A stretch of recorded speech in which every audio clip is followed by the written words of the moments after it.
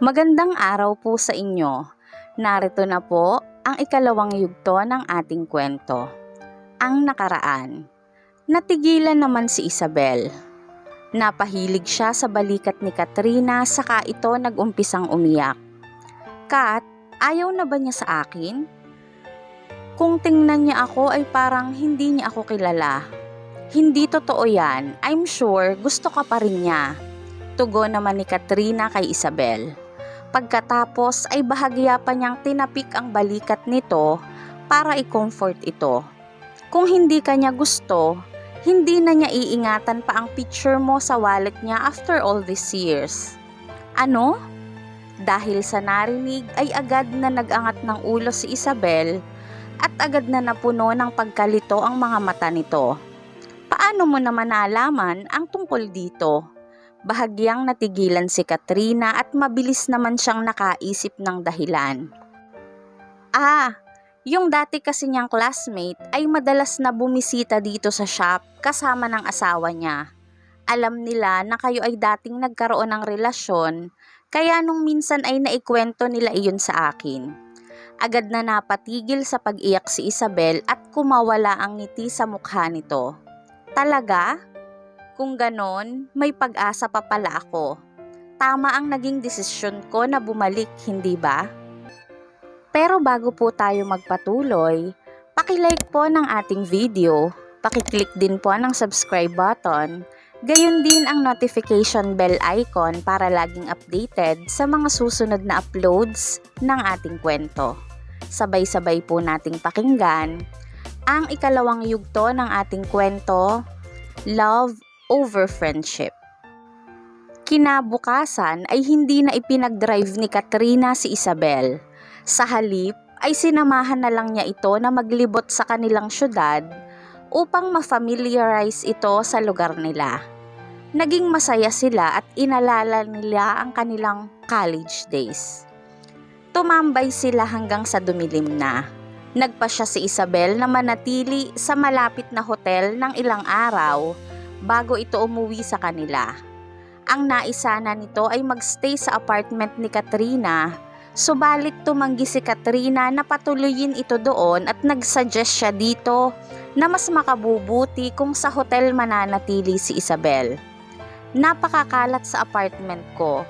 Pagkaraan ay pagdadahilan ni Katrina kay Isabel. I don't care, hindi kita i-judge just because makalat sa place mo. Sagot naman ni Isabel sa kanya. Kahit na, ayokong mapahiya ako sa'yo. Maagap namang sagot ni Katrina dito. Pagkatapos noon ay dinala ni Katrina si Isabel sa isang 4-star hotel. Si Katrina na rin ang nagbayad para sa 4 na araw nitong pamamalagi doon. Nang maihatid niya ito sa kwarto nito, ay saka lamang umalis ng hotel si Katrina. Isang tawag ang natanggap ni Katrina pagkalabas niya ng hotel na iyon. Mula iyon kay Regan. Tumingin ka sa likod. Narinig niyang sabi nito matapos niyang sagutin ang tawag na iyon. Agad naman siyang lumingon at napansin niya ang sasakyan nito na nakapark sa tabi ng kalsada. Bahagya pa nitong pinagpalit ang ilaw ng hazard warning nito.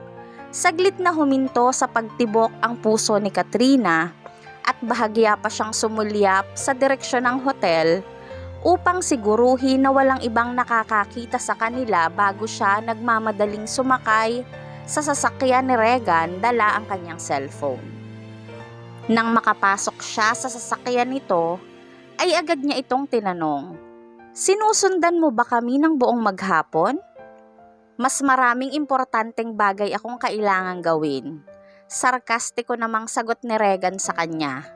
Nahulaan ko lang na dadalhin mo siya sa hotel, kaya nag-drop by ako pagkatapos ng trabaho. Saglit lang ang pinaghintay ko at nagpakita naman kayong dalawa. Pagkatapos ay dinala siya ni Regan sa isang restaurant kung saan sila madalas kumain.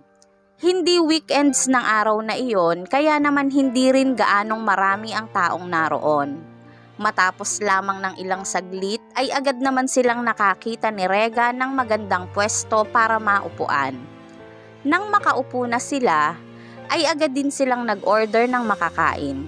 Pagkatapos nilang maibigay sa waiter ang order nila, ay may napansin si Katrina na inilabas ni Regan mula sa bulsa nito at sumenyas ito kay Katrina na i-extend niya ang kanyang kamay papunta kay Regan. Agad naman niya itong sinunod. Isang malamig na bagay ang naramdaman ni Katrina na dumampi sa balat niya at noon lang niya na-realize na isa palang bracelet ang sinusubukan nitong ilagay sa kanya. Nag-angat ng tingin si Katrina at namamangha niyang pinagmasdan si Regan. Para sa akin ba to? Pagkaraan ay tanong niya dito. Agad namang tumango si Regan at saka ito nagsalita. Nakita ko ito sa isang tindahan at naisip ko na magugustuhan mo ito. Kaya binili ko ito para sa'yo. Hinipo naman ni Katrina ang bracelet na noon ay nakakabit na sa kanyang pulsuhan. Ang kawalang kasiyahan na namumuo sa kanyang puso sa buong maghapong iyon ay agad na nawala ng mga oras na iyon at agad iyong napalitan ng masayang pakiramdam. Kahit na nga nakasama niya si Regan ng halos may 5 taon, ang naging relasyon lamang nila nito ay masasabi niyang friends with benefits. Hindi kailanman nag-expect si Katrina na magugustuhan siya ni Regan na katulad ng pagmamahal nito kay Isabel. Alam din niyang nakikisama lang ito sa kanya upang maghilom ang sugat nito, pero sa kabila noon ay payag naman siyang manatili sa tabi nito kahit nga ganun lang ang tingin ni Regan sa kanya. Napangiti si Regan nang makita nitong kinikilig si Katrina nang dahil sa ibinigay niyang bracelet dito. Kaagad itong nagtanong, bakit parang tuwang-tuwa ka, isang simpleng bracelet lang naman iyan. Mas marami pang regalo ang matatanggap mo in the future. In the future? Ulit ng isip ni Katrina. Biglang pumasok sa isip ni Katrina si Isabel at agad siyang nakaramdam ng guilt. Gayunpaman, nagkunwari siyang kalmado at saka sumagot. Well, napakabisi mong tao at napakabihira para sa'yo na magkaroon pa ng oras para bumili ng regalo. Hindi ba ako maaaring maging masaya ng dahil doon? Nagkibit balikat lamang si Regan sa sagot na iyon ni Katrina. Pagkaraan, ay tinitigan niya ang dalaga at saka ito nagsalita. Ang ibig bang sabihin niyan ay nais mong magpasalamat sa akin? Nanunuksong tanong nito kay Katrina. Naging napaka-familiar na para kay Katrina ang mga ganoong tingin nito sa kanya. Dahil doon, ay agad na namula ang mukha niya at mabilis siyang napatungo. Matapos nilang mag-dinner nito, ay inihatid ni Regan si Katrina pabalik sa apartment nito. Itinigil nito ang sasakyan at saka nito iniabot kay Katrina ang pares ng sapatos mula sa likurang upuan ng sasakyan. Wala akong ginagawa kahapon kaya naman naisipan kong dumaan sa shop mo. Kahit na binili ko ang sapatos na to sa shop mo, pera ko pa rin naman yon. Agad namang napahagalpak ng tawa si Katrina habang nakatingin ito kay Regan. Fine, of course, napakagaling mo talaga. Natatawa pa rin sabi niya kay Regan. Napatitig naman noon si Regan kay Katrina pagkatapos ay mabilis nitong inalis ang lock ng seatbelt nito bago ito dahan-dahang lumapit kay Katrina upang halikan ito. Naging mabilis ang kilos ni Regan at agad namang nablangko si Katrina. Pagkaraan, ay ibinalot niya sa mga balikat ni Regan ang kanyang mga braso at madamdamin niyang tinugon ang mga halik ni Regan sa kanya. Their heavy breathing echoed in the quiet car and the air smelled sweet. Makaraan lamang ang ilang saglit ay huminto si Regan. Pinagmasdan nito ang namumula pa ring pisngi ni Katrina at marahan itong nagsalita. Let's go to my place. Paano naman kaya ito matatanggihan ni Katrina? Ang mga titig nito, ang mga labi nitong iyon, at ang magnetic voice nito ay hindi niya makakayang mapaglabanan. Muli ay biglang namula na naman ang mukha nito at saka siya marahang tumango kay Regan bilang pagsang-ayon dito. Dahil sa halos may 2 linggo silang hindi nagkita, ay talaga namang nasabik silang dalawa sa isa't isa. Kaya naman nang marating nila ang apartment ni Regan ay agad na muling naglapat ang mga labi nilang dalawa. Nanatili namang napaka-gentle ni Regan. He made sure to prepare Katrina very well and only did it when Katrina gives her consent. Dahil sa sobra nilang pananabik sa isa't isa ay para silang walang kapaguran ng mga sandaling iyon. They both satisfied their own desires towards one another. Saka lamang sila huminto nang makaramdam sila ng matinding pagod. At dahil doon ay agad na nakatulog si Katrina. Nang magising siya ay wala doon si Regan. Agad naman niyang napansin ang cellphone niya dahil sa patuloy na pag-vibrate nito habang nakapatong iyon sa ibabaw ng bedside table. Tiningnan niya ang screen ng cellphone niya at nakita niyang si Isabel ang tumatawag ng mga sandaling iyon. Agad na nanginig ang kanyang kamay pero sinagot pa rin niya ang tawag na yon. "Hello, Isabel? May kailangan ka ba? May problema ba?" Agad na tanong niya dito nang sagutin iyon. "Ako dapat ang magtanong sa'yo niyan. Ilang beses kitang sinubukang tawagan subalit hindi mo sinasagot ang mga tawag ko."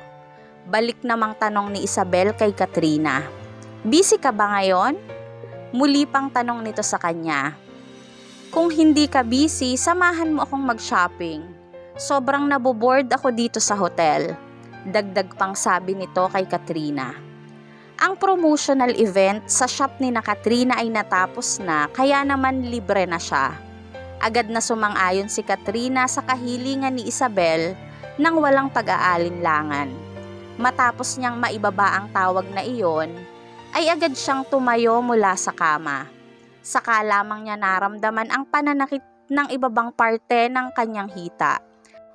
Kaagad namang naalala ni Katrina ang mga pangyayari sa kanila ni Regan nung nakaraang gabi at mabilis ring nag-init ang puno ng kanyang tenga dahil doon. Although Regan had promised to be gentle with her, he lasted for a long time and she was drained. Kaya naman nagpa siya si Katrina na mag-set ng time limit next time at hindi na niya ito hahayaang gawin ang gusto nito. Nagpalit ng damit si Katrina at pagkatapos ay lumabas na siya ng kwarto pero nalaman niyang naroon pa pala si Regan. Kaya gulat siyang nagtanong dito, "Nandito ka pa?" "Ang hearing ay tuwing Friday so I won't be busy for now." Paliwanag nito kay Katrina habang nakatingin ito sa kanya. "Hindi ba't libre ka rin sa trabaho ngayon? Hindi ba dapat ay matulog ka pa?" Nalilito itong tiningnan ni Katrina. Kung nagawa lamang nitong kontrolin ang sarili nito nung nakaraang gabi, ay hindi sana mananakit ng ganoon ang buo niyang katawan. Bulong ng isip ni Katrina. Hindi naman sinabi ni Katrina kay Rega na sasamahan niyang mag-shopping si Isabel. Ang sinabi na lang niya dito ay baka kailanganin sa shop nila ang tulong niya at agad na siyang umalis matapos niyang kumain ng breakfast. Bago pa siya makalabas, ay mabilis na kinuha ni Regan ang pares ng high heels na binili nito mula sa shop ni Katrina. Lumuhod ito at tinulungan siya nitong maisuot iyon. Ang considerate behavior na iyon ni Regan made her feel warm but guilty at the same time. Nang malapit na siya sa hotel na tinutuluyan ni Isabel, Katrina took a detour para magpalit ng kanyang sapatos sa kanilang shop. Agad namang na-curious at nagtanong ang staff niyang naroon, "Miss Katrina, napakaganda ng sapatos mo. Bakit kailangan mo pang palitan ang mga iyan? Hindi waterproof ang mga sapatos na ito at sinabi sa weather forecast kanina na uulan ngayong araw." Nakangiti namang sagot ni Katrina sa kanyang staff. Ang totoo, ayaw niyang isuot iyon dahil nakita iyon ni Isabel nang bilhin ito ni Regan sa shop niya nung nakaraang araw. Isang shopaholic si Isabel. Kapag may nagustuhan ito, bibilhin nito iyon kaagad. Sinabihan ito ni Katrina na maghinay-hinay sa pamimili, subalit nagpatuloy lamang ito. "Ang pera ko ay nasa akin para gastusin ko. Hindi ko ito maaaring basta na lang pabayaan na nakatenga sa bangko." Dagdag pa nito, Wala nang nasabi pa si Katrina nang sabihin nito iyon. Matapos nilang malibot ang halos kalahati ng buong syudad, sa wakas ay napagod din si Isabel. Kaya humanap sila ng lugar na maaari nilang kainan.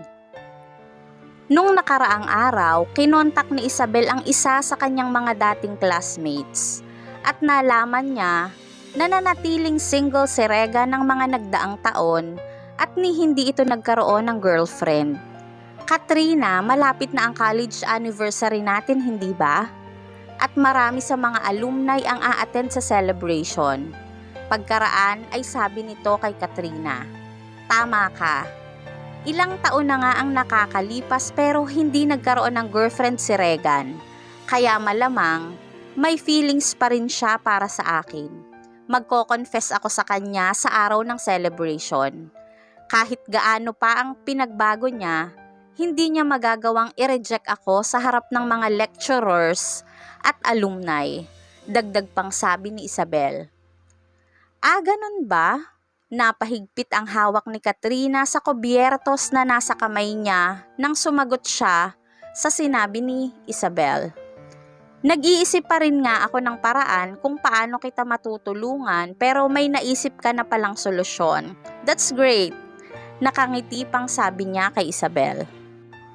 Matapos nilang kumain, hinila naman siya ni Isabel sa isang jewelry store dahil gusto nitong bumili ng bagong pares ng singsing.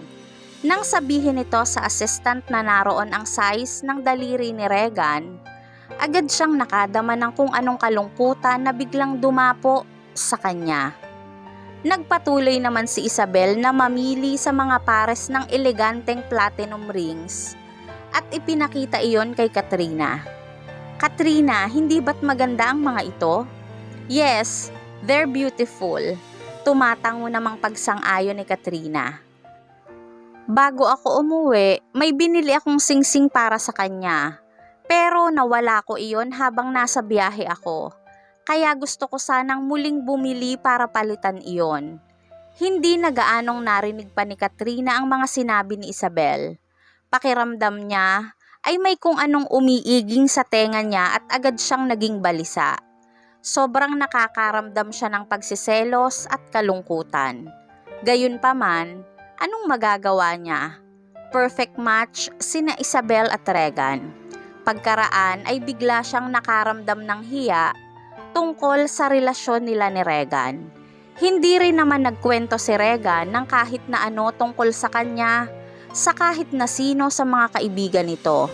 Kaya okay lang kay Katrina na mawala ang pinakamamahal niya sa buhay kesa mawala ang pinakamatalik niyang kaibigan. Parang isang tunay na kapatid na ang turing niya kay Isabel. Kahit na ano ay maaari nilang paghatian maliban lamang sa isang lalaki. Tsaka minsan na niyang inagaw si Regan kay Isabel. Matapos niyang mapag-isipan ang konklusyong iyon, mahigpit na hinawakan ni Katrina ang kamay ni Isabel at taimtim siyang nangako dito. "Kahit na anong mangyari, gagawin ko ang lahat para masigurong magiging masaya kang muli kay Regan. Trust me." "Ano bang ginagawa mo? Tigilan mo nga yan." Pabirong galit na sabi nito kay Katrina. "Hindi ako interesado sa'yo. Kahit na gusto mo ako, I won't return your feelings. Naiintindihan mo ba?" Natatawang dagdag na sabi pa nito. Napatawa naman si Katrina saka siya muling nagsalita. "Who knows, baka ma-inlove ka sa akin someday." At nagkatawanan silang dalawa dahil doon. Nagpasya si Katrina na manatili sa hotel na tinutuluyan ni Isabel ng gabing iyon. They talked about anything and everything. Hanggang sa mag-share si Isabel sa naging buhay nito sa ibang bansa.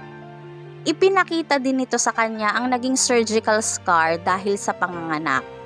Sinabi ng mga doktor sa akin na masyado daw maliit ang pelvis ko, kaya imposible para sa akin na mag-normal delivery ako. Kaya nakinig ako sa kanila and got a C-section. Matapos niyon, naisip kong mag-aanak pa ako ng isa pang babae with Regan. Then I'll stop there." "Talaga?" Kasabay nun ay tiningnan niya ang naging pilat sa lower abdomen nito. Hindi niya napigilang magtanong, "Paano si John? Hindi ba siya nagtanong nung umuwi ka?" Gusto niya ako, pero sinabi ko sa kanyang I never liked him. Walang kibo si Isabel nang magpatuloy itong magsalita.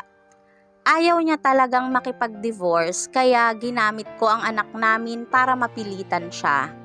In the end, he still signed the papers. Natahimik naman si Katrina. She felt sorry for John.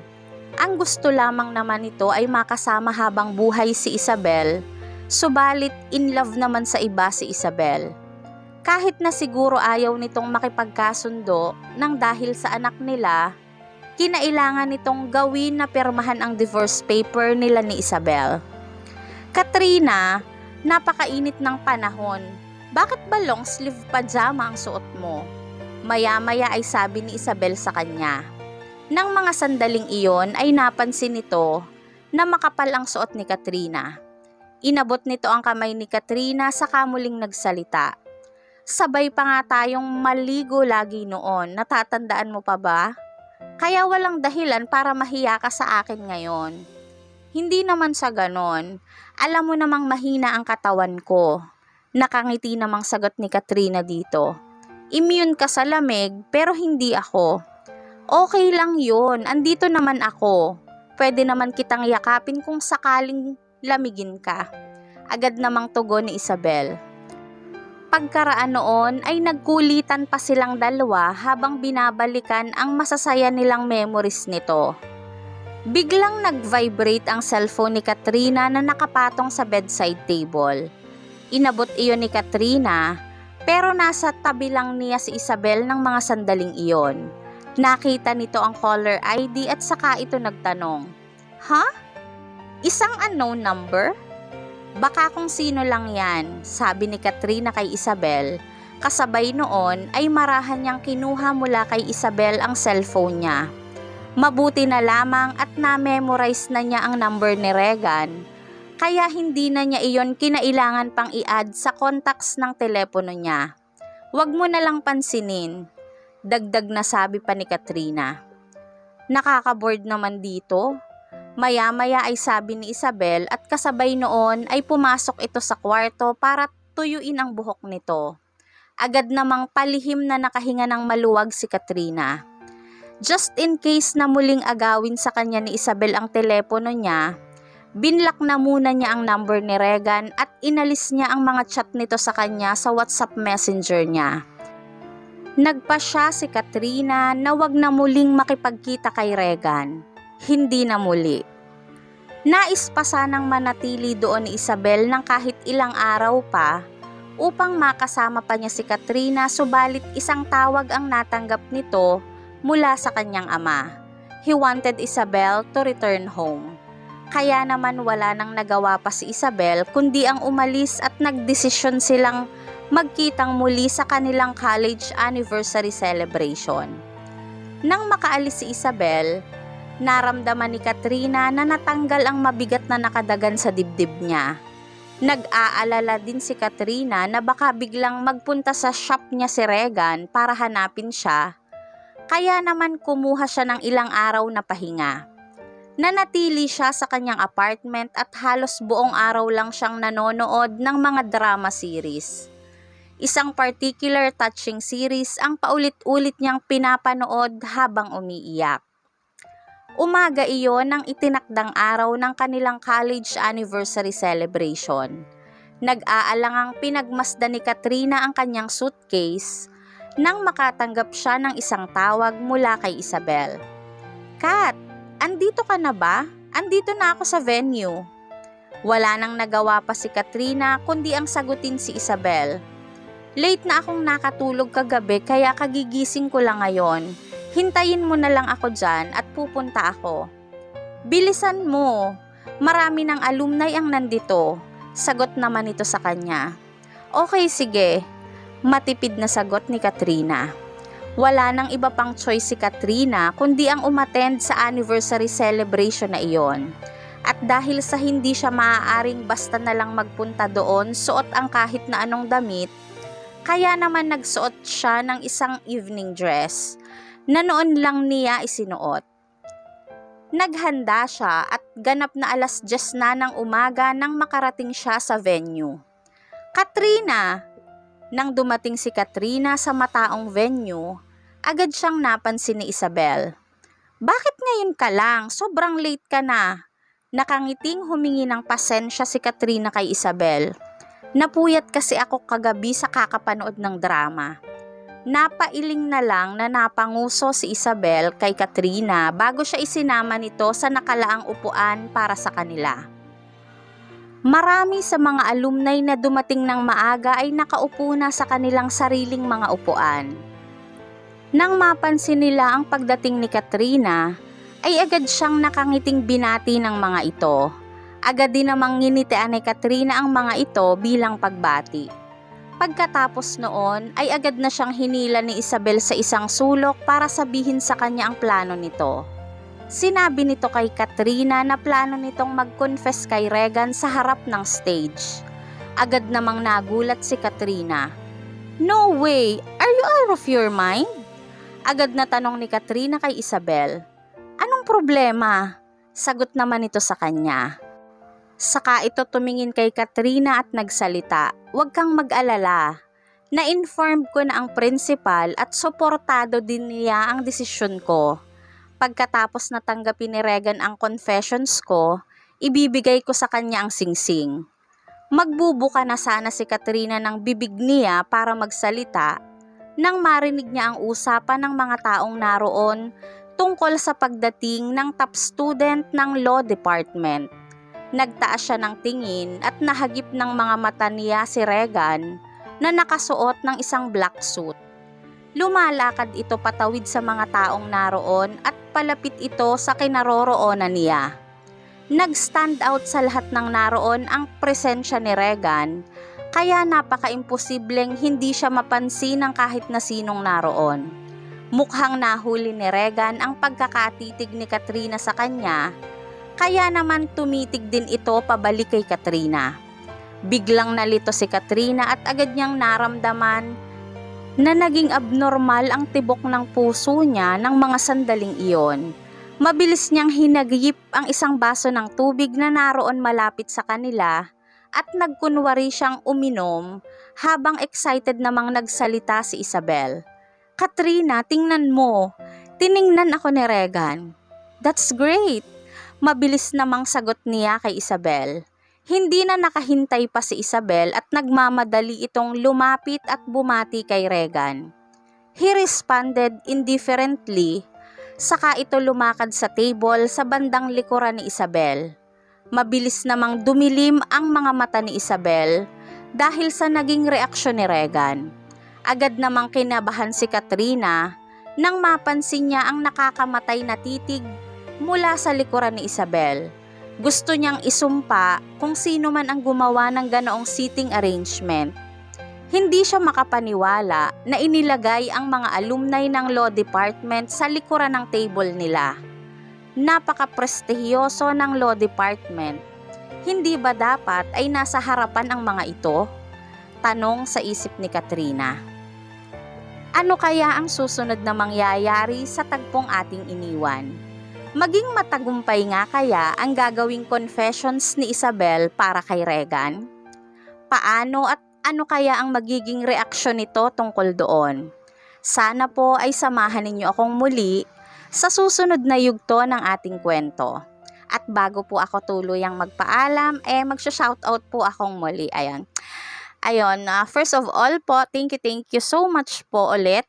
Wala pong sawang pasasalamat para po sa walang sawa nyo ring pagsubaybay po at pagsuporta sa aking munting channel.